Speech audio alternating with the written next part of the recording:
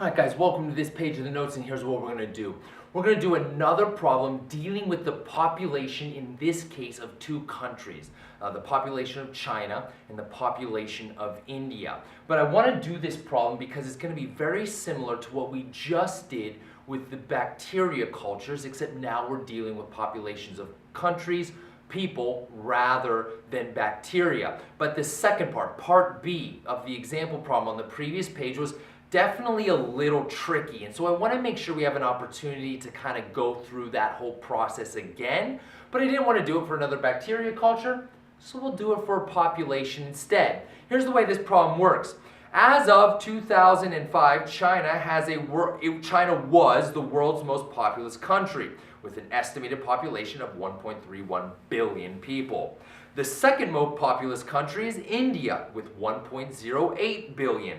Now, the population of India and China can be modeled by, and I gave you the following exponential growth models. This one for India because it's an I, this one for China because obviously it's a C. Please notice the growth rate of India is higher than the growth rate of China. So here's the problem. According to these models, when will India's population exceed or be more than that of China's? So hopefully what you see is that this is exactly like the bacteria culture problem we just did, except now we're talking about the population of countries rather than the population of a bacteria culture. So here we go. Let's go ahead and jump right into this guy and set these guys up. I want the exponential growth rate of India to be greater, right? The population of India to be greater than the population of China, and I want to know how long will it take for that to occur. Well, India is 1.08 e to the 0.0103 t. I want that to be greater than 1.31 e to the 0.0038 t. Right? So India, China, I want to know at what time will India's population exceed that of China's. Well, again, we did this before. The t is in the exponent position, and it's what I'm trying to solve for. I need to get that t out of the exponent position, and since my base is e, we're going to take an ln of both sides.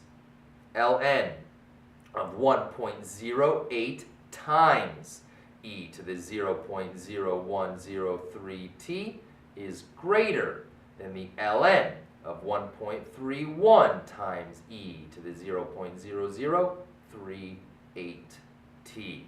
All right, now again, I may sort of emphasize the times because I'm taking the ln of a product. And the exponential properties of logarithms say anytime I take the ln of a product, I can split those guys up using addition.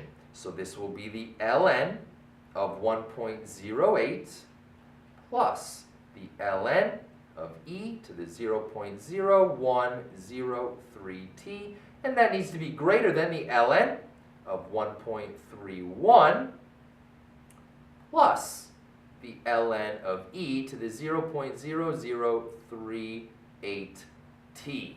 Sorry, kind of squeezing over there. All right, here we go. ln and e cancel each other out. The exponent is all that's left. So let me rewrite it one more time. We're practically in the home stretch. Here we go. Actually, let me slide up a little bit as well. Give myself some space here. All right, here we go. The ln of 1.08 plus 0.0103 t greater than the ln of 1.31 plus 0.0038 t.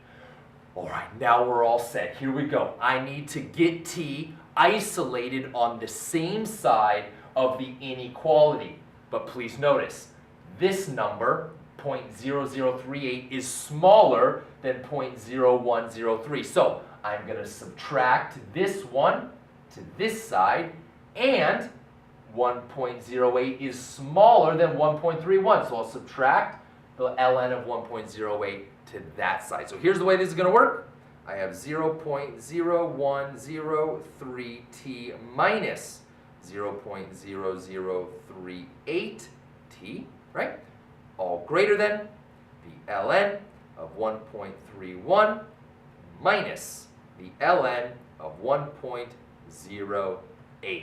Guys, if you remember the way that this problem went on the previous page with bacteria cultures, we are doing the exact same algebra. All the steps are exactly the same, it's just the numbers have changed because we're dealing with a population of a country rather than a bacteria culture. But so far, this is an identical problem to the one we just did.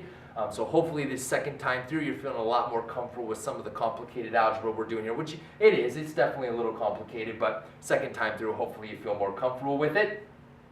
T is my GCF. Pull it out.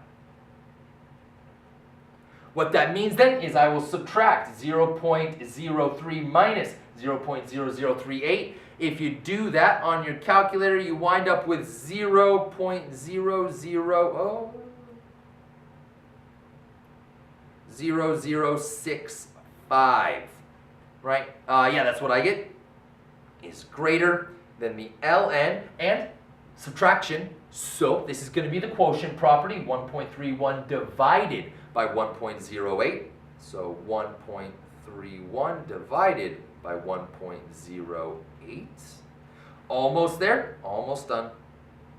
Again, I need to get the t by itself, so divide the 0.065 to the other side, and then that will be it. As far as it'll just be a calculator problem from there, don't fat finger something on your calculator, watch your order of operations, and you should be good.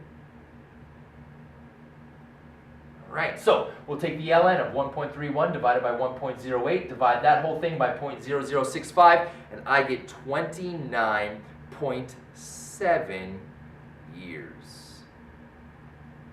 29.7 years. So from 2005, from the year 2005, it'll be 29.7 years. So that puts us somewhere around the year, 2034 or something like that. The year 2034, we can expect India's population to actually exceed that of China, given the current growth rates of both of those countries, 29.7 years.